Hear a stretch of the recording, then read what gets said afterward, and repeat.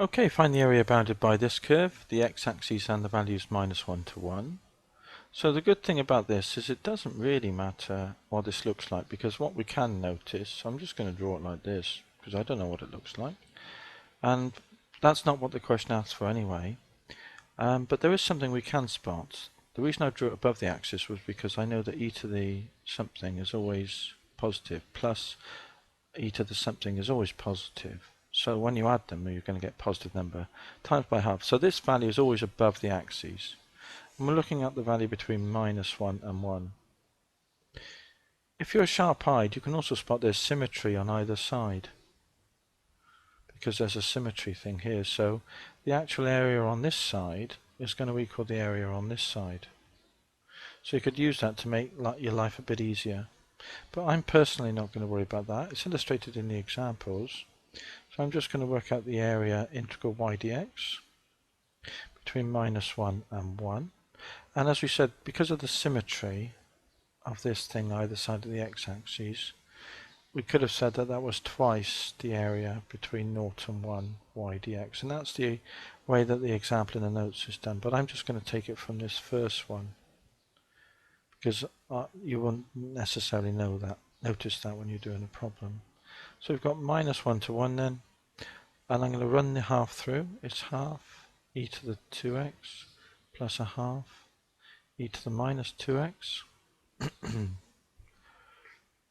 And now integrate. So we've got a half e to the 2x over another 2. So that'd be a quarter, wouldn't it?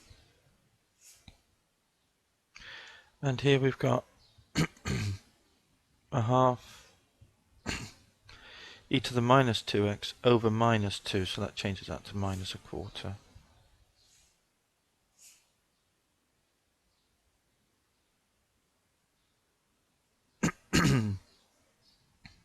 Between -1 and 1. So the top value is 1/4. E to the, put 1 in, you get 2. -1/4. E to the -2.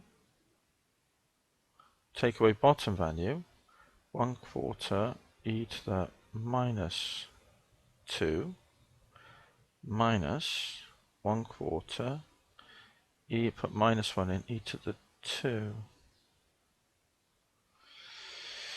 Okay, so what do we get? We get 1/4 minus plus another quarter, we get a half e squared minus 1/4 e to the -2 minus another quarter is minus a half e to the -2. And there's a half common.